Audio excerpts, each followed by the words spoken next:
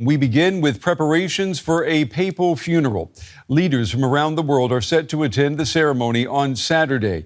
Huge crowds are expected to honor a man known as the People's Pope. The body of Francis is lying in an open coffin in the chapel of his Vatican residence. Italy's president was among the dignitaries coming to pay their final respects.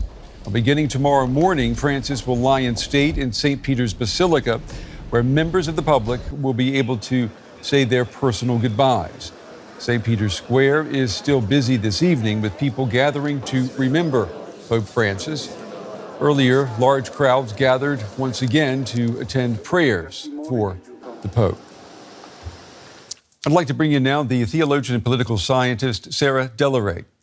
Sarah, it's good to have you with us. Francis' papacy was often described as more reformist than revolutionary. Do you expect his successor to push further on issues such as women in the clergy, clerical celibacy, or the inclusion of gays and lesbians? What do you think? Well, first of all, thank you. I'm not even sure that he really pushed for reform on these issues. He was working on matters of women inclusion, and particularly in administrative roles, as we've seen with Raffaella Petrini as Secretary General in the Vatican's city-state. I wouldn't say that he worked that much for women in ordination or the topic of the celibacy. As we know, he raised the issue several times in the context of the Amazon Synod, but there was little done structurally. So I'm not really sure there's a lot to be done or continued by a predecessor. By a successor. But where a successor might actually follow up is the change of culture. It's this inclusion of women, it's the raising of topics, it's the strong signal for an acceptance of LGBTQ minorities within the church. Mm-hmm. And I think that's something where the successor of Pope Francis might or should actually follow up with. What about Catholics here in Germany who have been pushing for a bigger role for women in the church? Do we know, what do they want to see?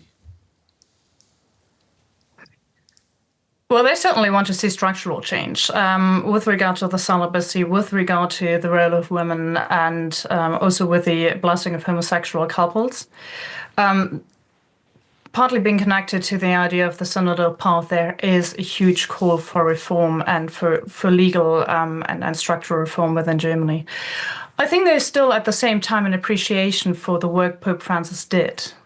For his going to the margins, for his work for climate change, for the raising of the topic of migrants and the periphery. So there's a balanced account, but in particular on the role of women, I guess in Germany the Roman Catholic Church would like to see much more.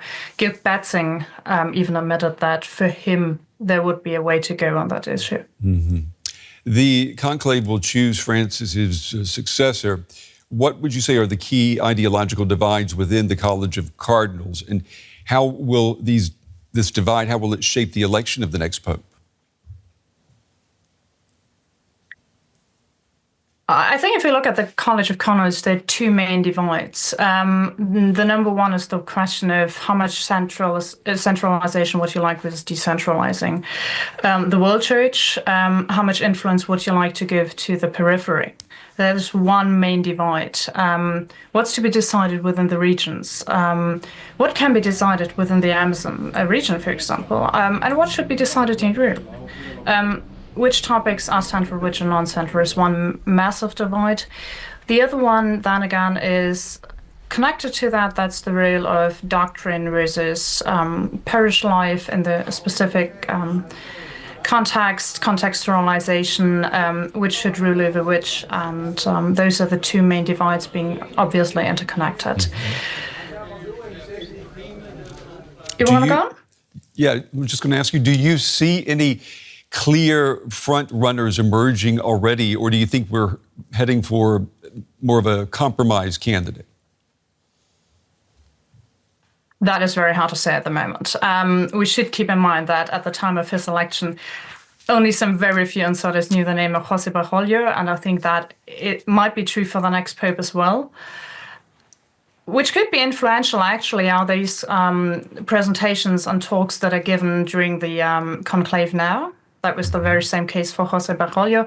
And I think what could be interesting is the fact that the College of Cardinal changed a little, get a little more influence from the Global South, and there is no clear frontrunner at the moment. But we might actually see a pope now from Asia. We might see one from Africa. Maybe not that obvious, but there might be a shift in that regard as well.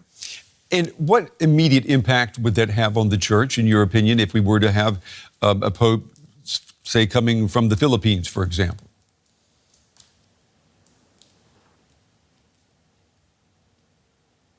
That would probably be within the realm of speculation right now, because there are 2 or 3 questions that need to be asked. Is it a cardinal that spent his life in the Curia? That might be more attuned to the Roman discussion than to the life in the Philippines, for example, taking the account you just mentioned. That could be one question. The other one is, where did somebody receive his theological training? Where did he spend his life? Which issues did he work on? And not to be forgotten, the church is a global church. The Pope has an impact, but not a direct, sort of very, very, very direct influence during those first 100 days. And it might take time, just as this with Francis, to change a culture, to change structures, even though it is a church with a very clear hierarchy. The church, we know, has struggled with declining attendance here in Europe and in the U.S. We also know that the church numbers are growing in places such as Africa and Asia. Do you think that will affect the next pope's priorities, and how so? Well, it will probably influence it just like any other point on the agenda, because obviously if parts of the world are growing and if they're raising more people, and if there's the church attendance in those regions is higher, it goes without saying that might actually influence the church, that there might be more cardinals being created from these regions. Yes, there might be influence, and it's good that there is influence because the church was very Eurocentric for a very long time.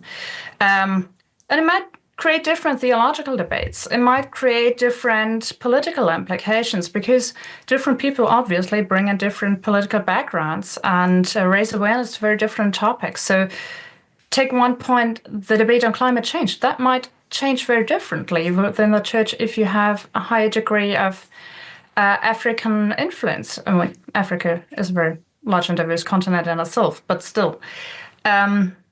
I think, yes, there might be change in that regard, but also that's going to take a little time, and it could be bad for the better of the church, yes. Okay. Sarah Delere, we appreciate your time and your valuable insights tonight. Thank you. Thank you. For more, I'm now joined by Cristina Traina. She is chair of the Catholic Theology at Fordham University. She joins us now from New York. Dr. Traina, Pope Francis tried to reform the Catholic Church, make it more modern, and appeal to younger generations and communities less served by mainstream Catholic life. So the question is, did he succeed?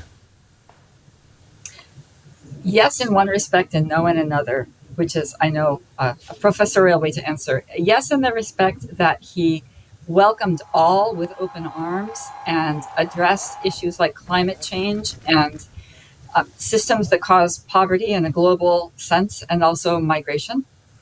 But no, in the sense that he really didn't make any changes in doctrine. He, in many ways, was a conservative pope that did not really want to make any changes in the teachings of the church, in the morals of the church. So that actually leads directly to our next question. He faced pushback both from traditionalists and progressives. The latter camp said he could have done more. Is that an opinion you'd agree with? It's an opinion that I would agree with, but I'm a progressive. I think that he could have done much more with respect to the female diaconate. I think that he could have done much more with respect to LGBTQ issues. But I really appreciate the work that he did on migration, on the environment, and on poverty. Now, you spoke about the rights of women there, if I understood that you correctly. And in many countries, women are more active members of the Catholic Church than men, yet they are still barred from the highest offices of the Church. Was that something that Francis was concerned with? Francis was concerned with it in the sense that he wanted women to be pointed to administrative leadership roles, and that he was interested in, appreciative of the work that women do in parishes in many parts of the world where priests are scarce. But he was concerned about ordaining women to any sort of role that would be sacramental, or a sacramental ordination to any sort of role, because that would suggest that perhaps there was a path to the priesthood. So he was not in favor of that, or at least said that he was not in favor of that. And now the process that may lead to that is still ongoing. Hopefully it will not be dropped. Now, Pope Francis' predecessor, Benedict, was a traditionalist, and Francis was seen by many, as a reformer. However, he said he also had rather traditionalist views. Now, moving forward, which direction do you think the bishops will take when they elect the next pope? Will they opt for a more traditionalist view or maybe a more progressive view? I think they'll continue in the direction of traditionalism, partly because paradoxically, only a very traditionalist pope can make slight changes in doctrine.